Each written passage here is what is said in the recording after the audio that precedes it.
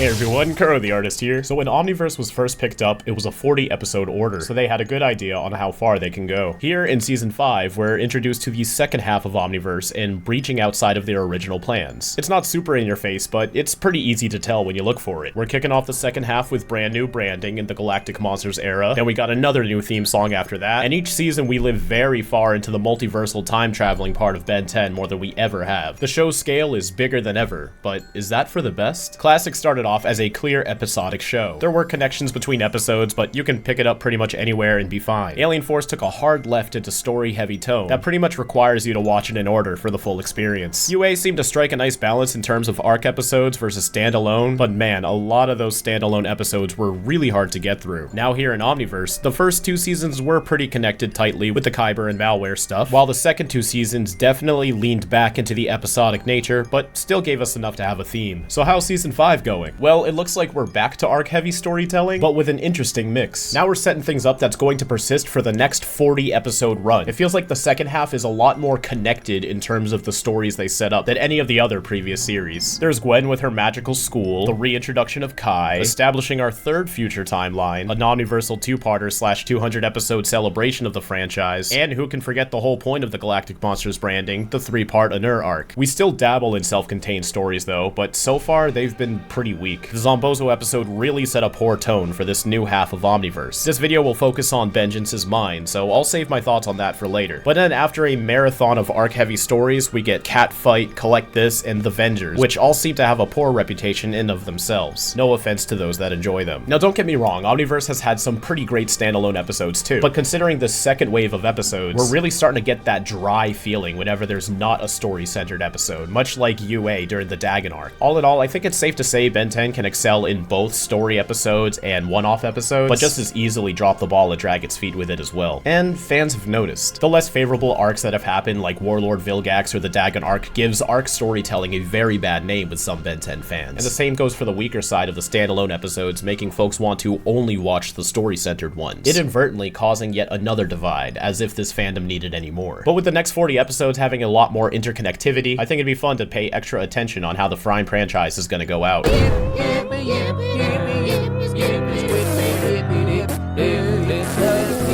Anyway, if this is your first breakdown and you're curious about how my rating system works, there's a detailed description down below, along with a link to all my previous breakdowns, but by all means watch this video first, I'm sure you'll still enjoy it. On March 1st, 2014, Eugene Sun gave us the episode Vengeance is Mine. After another altercation with Pakmar, Bill Gax shows up on the scene to give him a hand, and this starts the chain reaction in this episode where everyone mistakes him for Vilgax. Don't worry, he gets that a lot. But things escalate when Siphon also mistakes him for Vilgax too, and with Bill accidentally activating one of Vilgax's last contingencies during one of his many defeats, Bill finds himself right in the center of a whole plumber-themed adventure, just not the one he's used to. Welcome to the finest discount loofah emporium in Undertown! Pakmar's got another business going. Let's see how Ben screws this one up. I'm looking for something exfoliated! I know the She-Verse is voiced by Tara Strong, but she kind of sounds like Wanda from Fairly Odd Parents, doesn't she? So warm those hands, Frosty! This is a once-in-a-lifetime opportunity, and I'm not gonna lose it! I'm looking for something exfoliated! You're going to want something with a grit level of at least 90 or 95. Actually makes me wonder, with all these different shops and everything, is Pakmar just hustling, or does he actually have intricate knowledge on all of these things? Like, does he make those vases himself? Did he do a little non-heroic plumbing back in the day? Because he at least seems to know about skincare here, so he might be a little bit more than just in it for the sales. Even one single drop of water in here would be bad.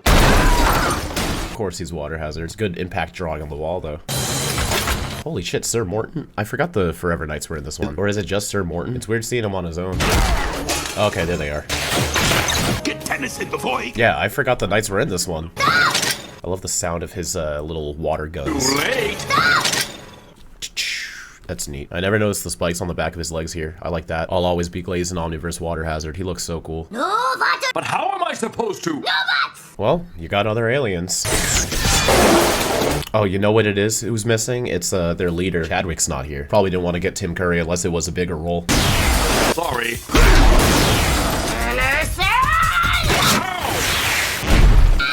And our third episode to use the Galactic Monsters theme, despite having nothing to do with this arc. Although the Zombozo episode and the Friedkin University episode had spooky Halloweenish themes to them, this one's just straight up an episode of Ben 10. The Forever Knights have gathered, so he's using water hazard Ben 10.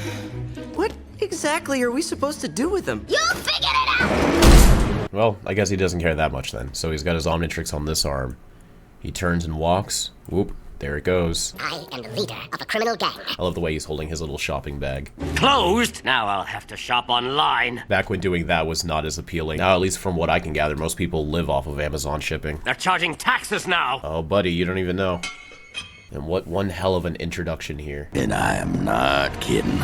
So now we meet Vilgax, voiced by Steve Bloom, who also does Vilgax. This is our second Vilgax fake-out character, especially after the last episode with Zagliv. Despite having no relation or connection, they do highly resemble each other in stature, color scheme. They even both have that little beard thing. Pretty strange move to do two Vilgax fake-out characters back-to-back, but I like Bill. I think he's neat. In 5YL, we made him have a son, Philgax, voiced by Ryan Asher. You could see in a handful of episodes. It sounds like my old man's guitar? You can count on me too, Captain. We'll clean this mess up real quick. I just washed these floors. You must be the loofah guy. I'm the plumber. Him being a plumber is actually pretty clever. Vilgax being one of the biggest enemies of the plumbers, and his, I guess, counterpart is a plumber, but, you know, just a regular plumber. You look like that guy. So this is the voice actor of Ben and the voice actor of Vilgax talking to each other. The most evil guy in the galaxy. I get that a lot. That must really suck for him, though. Want to watch me snake a drain? He does not know what he's missing. If you're a longtime viewer, you know I'm not a huge fan of all the quirky one-note characters, but he's one I'll give a pass to. He's a very clever antithesis of Vilgax, and this is a pretty creative idea. I'm on board with Vilgax. Is that really what they look like? Pardon my ignorance. Yeah, I guess so. Enter password. This is a little silly though, but whatever. It's that kind of episode. See, I like silly stuff. It's just when it's annoying and it's under the guise of being silly, that doesn't work for me. Enter password. Vilgax voiced his own automated robot voice. Password accepted. This goes back to a point I made in a previous breakdown where I really wish these meant something. If Ben 10 had its own language in the show, like how Star Trek has Klingon. But wow, this background is super zoomed in. Look at the thickness. And this effect is a little strange. This is just a very strange shot. So many line thickness differences. Look at this over here. Then we got a very clear digital effect right here. Not even trying to blend it with the art style. And it's purple. Hey, it's the Billy alien again. Vilgax.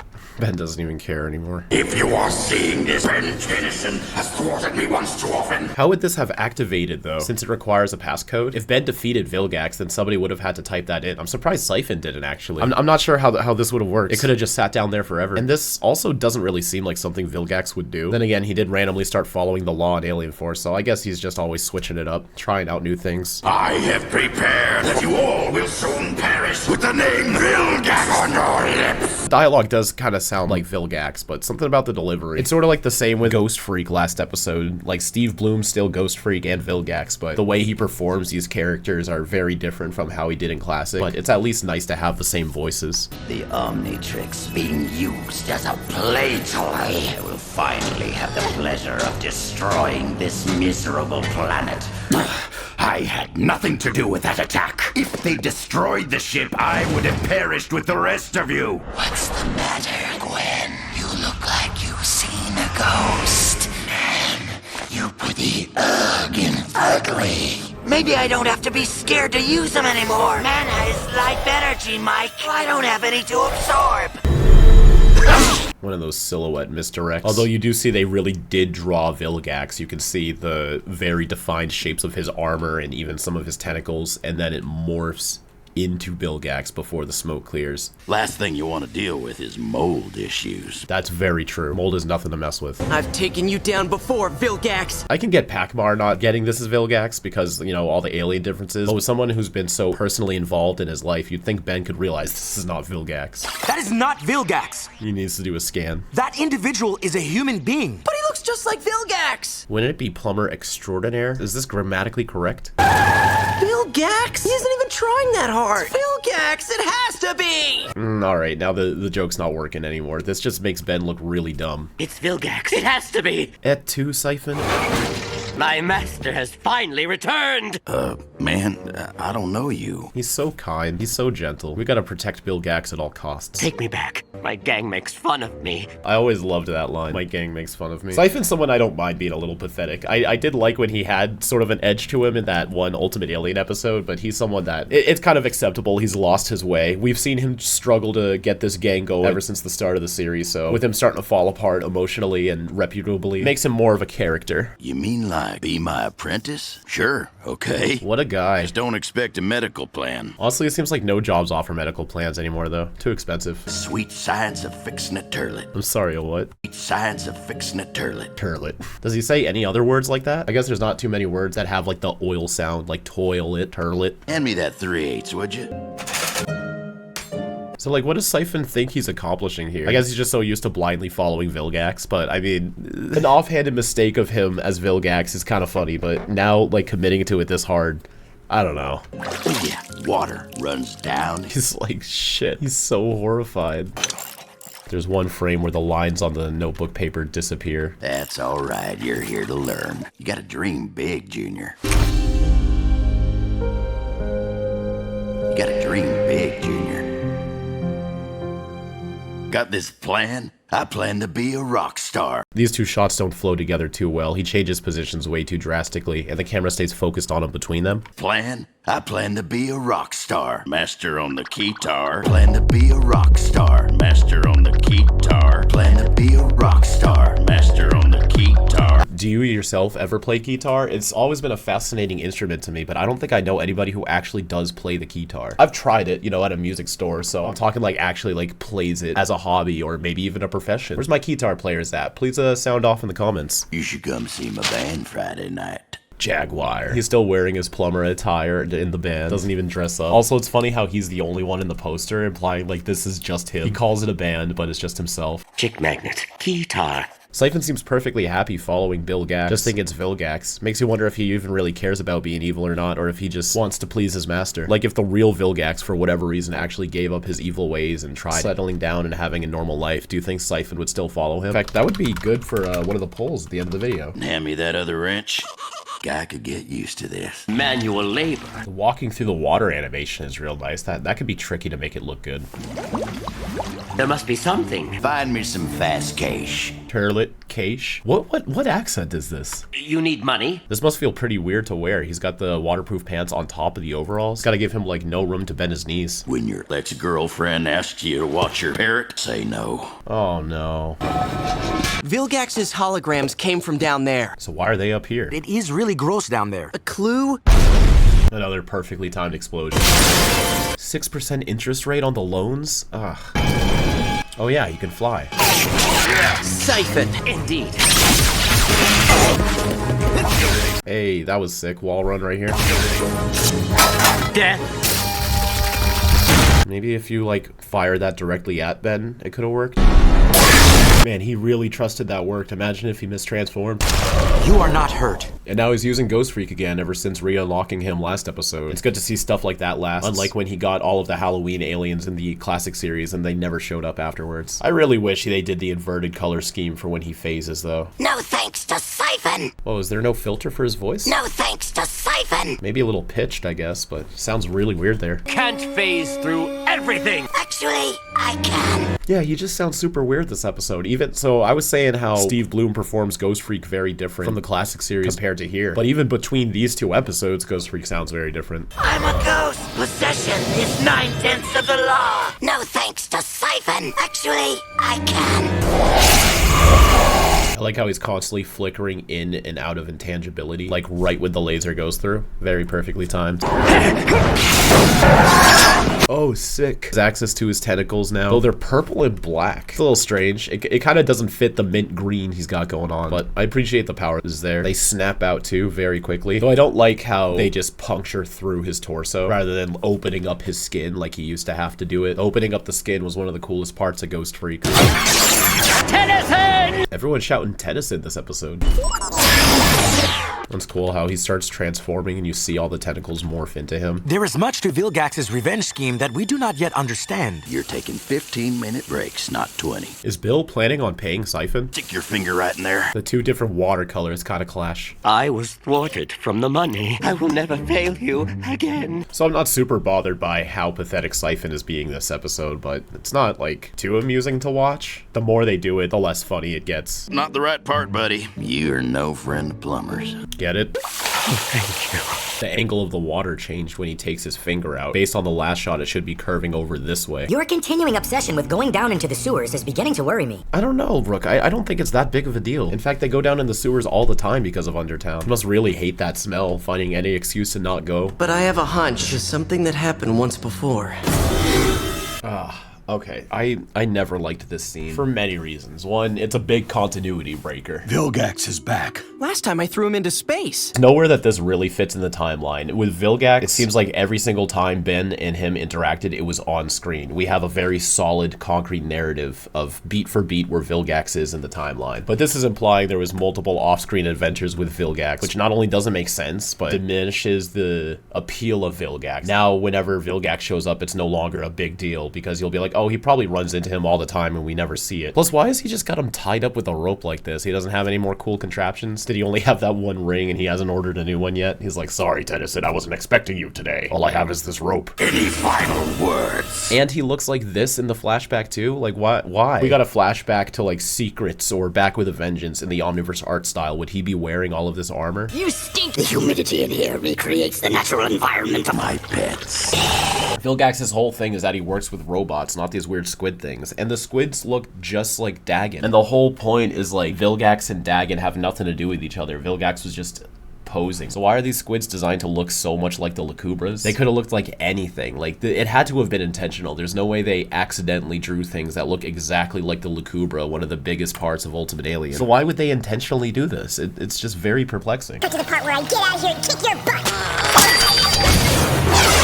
He doesn't even slap the dial. And then the ropes, like, instantly in one frame flicker out like that. Why don't you give up? They are being really smart with their voice actors, though. They have Kevin Michael Richardson, so they threw in Sir Morton and then later Snarrow. They have Tara Strong, so Pac Mar, and then young Ben get to show up. They have Steve Bloom, so he gets to be Ghost Freak, Vilgax, and Vilgax. They have Yuri, so he gets to use Accelerate. I know they do that every episode, but this one just feels very smart because it involves a lot of characters that can't show up a lot. Like Ghost Freak, he's still not one that you could just bust out because Steve Bloom isn't always around. So when Vilgax shows up, you know you're gonna get at least one Steve Bloom alien. Ever be able to beat Ben 10! And he's calling himself Ben 10 at the age 11, I believe. When does this take place? Vilgax used to have this squid monster. It can hibernate for centuries before it wakes up. So he remembers all of those details, but still really thought Vilgax was Vilgax. All right. You can't keep flip-flopping his intelligence. And it really does feel like an intelligence sort of thing. It's too much. Like the sewers. Exactly. Where's his Omnitrix? They did it again. Gonna run in and see if this place has those rubber washers that I like.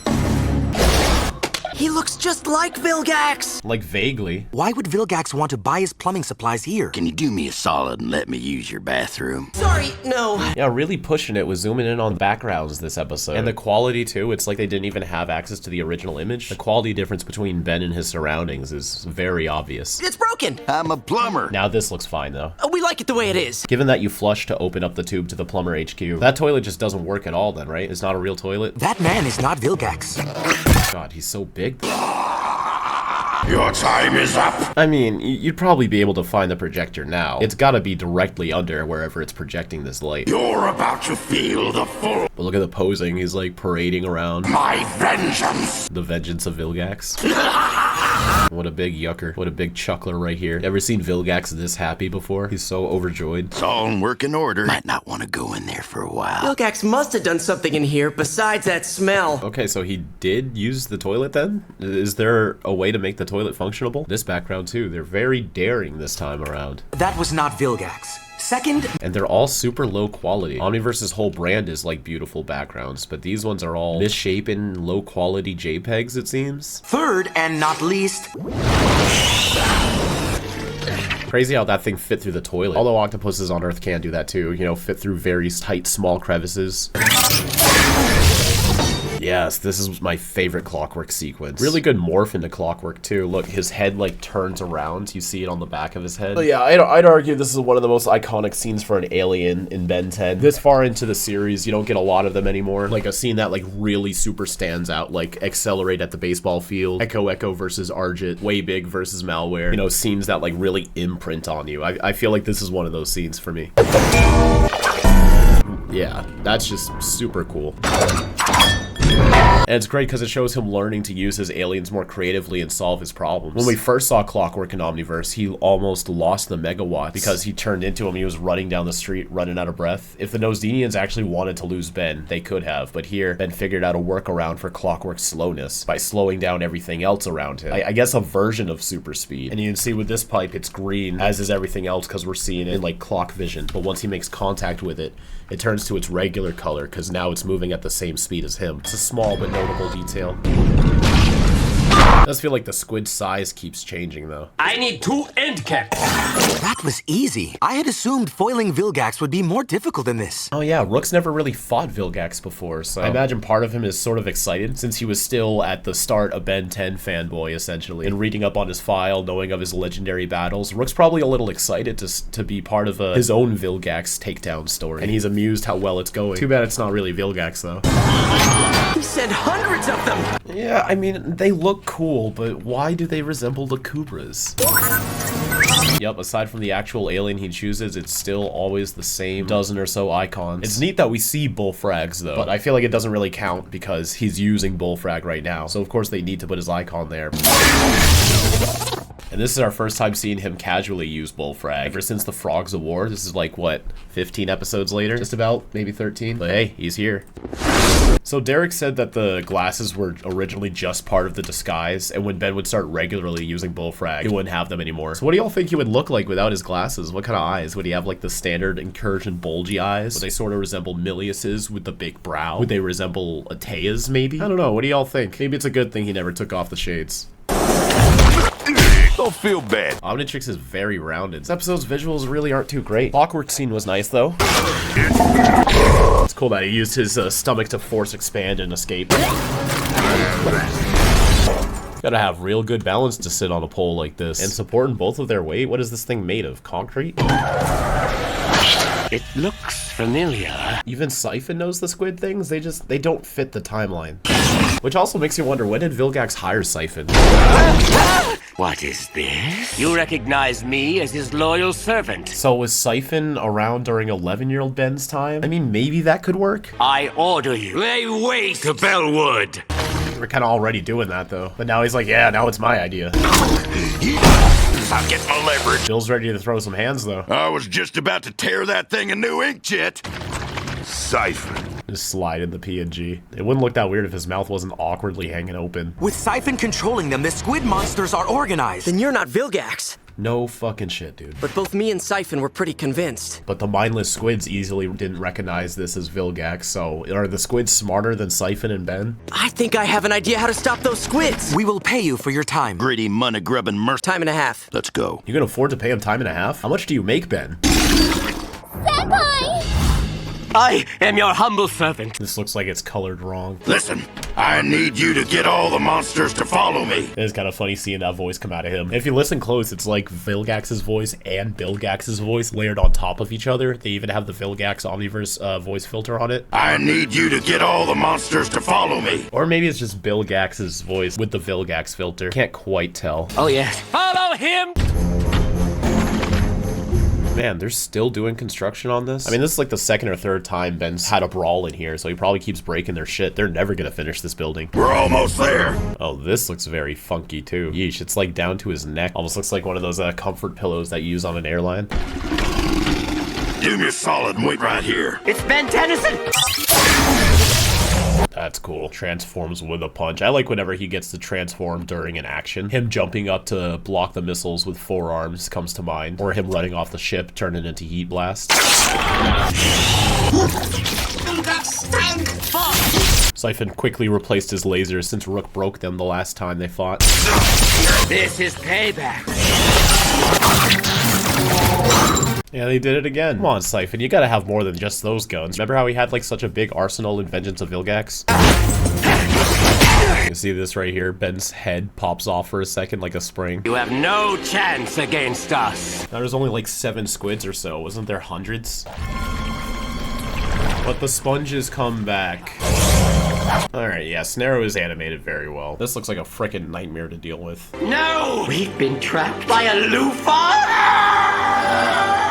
This guy right here is like standing on top of the tank frame. They should probably be down here, a little lower. Don't understand. Huh? You... The ID mask does kind of ruin it, since the whole point is Vilgax looks like Vilgax naturally. ID masks means anybody could have been wearing this. It didn't really have to be Vilgax doing this now, did it? You aren't him at all. And now suddenly Siphon can tell that he's not Vilgax. Yeah, it doesn't work. The entire time I followed you weren't even Vilgax. Yeah, but he looked like this the whole time you were following him. You're ugh. Sorry, man. That works, Junior.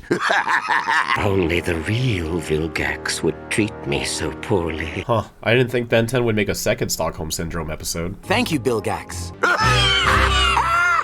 This one kind of flew by. I really didn't have a lot to say about this one. Plot's only gonna get a 2. I really liked where they were going with this at the start, but the gag really was not enough to carry this whole episode. Vilgax having like a secret squid contingency that all of a sudden he had like 5 years ago. It all doesn't connect. You heard me complain about that. This was just like the strangest plan that Vilgax has ever had. Like the whole hologram squid contingency thing. Vilgax, he was a fun character, but Siphon following him around, you know, it's just broad strokes of ideas that just couldn't really make the whole 22 minutes work. Plus Ben being so convinced for half the episode that Vilgax is Vilgax, it's, I don't know, it was alright. It just didn't seem like this episode worked as well as they wanted it to. I like the effort. Characterization will get a 3. Vilgax really did carry this episode in terms of characterization. He's just a very appealing guy to be on screen. He's kind of funny, very charming. And I love Steve Bloom's performance as him. But Siphon and Ben buying it for so long, you can only excuse it so much before it just makes them seem terribly stupid. Rook was kind of just there the whole time. Didn't really get to contribute much. Visuals is 2. It's a disappointing 2 because this is the one with the awesome clockwork sequence, and Snarrow was animated pretty nicely. Vilgax's design I liked, but there just wasn't a lot of interesting stuff. Like outside of the clockwork scene, it's pretty forgettable, not really stimulating for the visuals comparatively to most Omniverse episodes, especially the backgrounds. Importance, it's a 0. This is an episode I feel like it doesn't feel good giving it such a low score. You know what? I actually do at least want to give it 1 point because of the whole clockwork sequence, you know, being one of the most standout alien scenes of the show. Maybe I'm just overhyping it, you know, feel free to correct me. And also, out of all the episodes that usually get 0s in importance, this one's one of the more fun ones. So if you were going to like watch an episode that like does not matter at all, but also isn't either terrible or annoying, this one's a pretty good choice. Except entertaining, I'll give it a 3. It's a little amusing. Fun little side adventure. I'm not annoyed by it. I think Siphon's probably the most annoying part of it, but they don't harp on it too much, but enough for it to bring it down. Let's go check out the final thoughts. So when talking about all the Vilgax fake outs from earlier, when I was editing, I remember there was a 3rd Vilgax fake out, Myax, way back in her introduction in Secret of the Omnitrix. Can't be.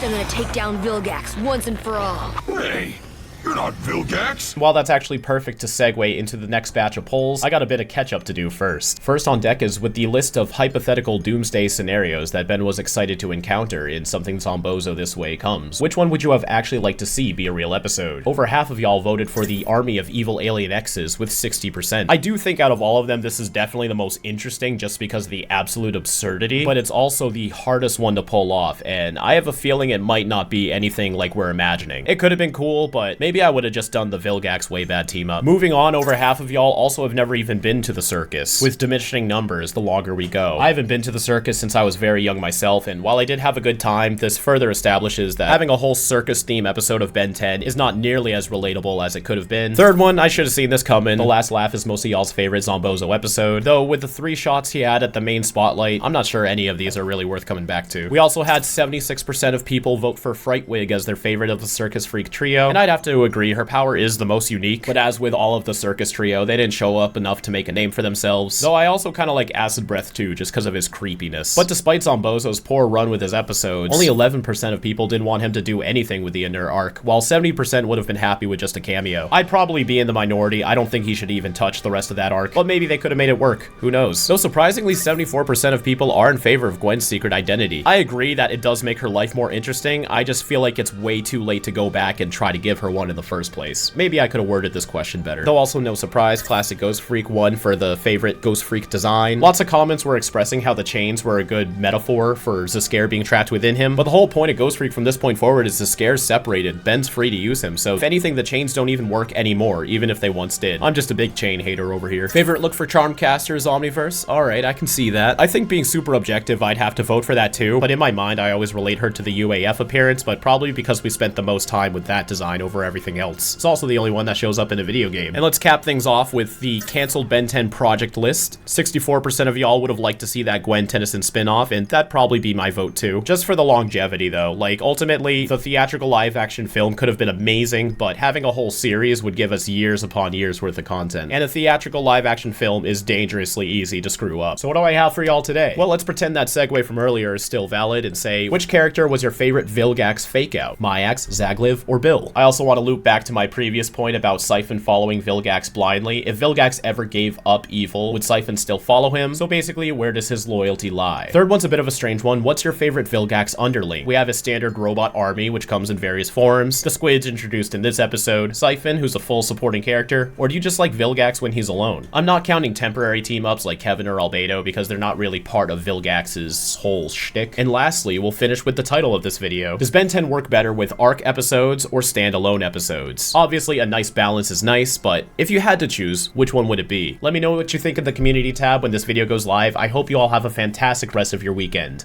And as always, keep it fizzy. I plan to be a rock star, master on the guitar. Plan to be a rock star, master on the guitar. I plan to be a rock star, master on the guitar.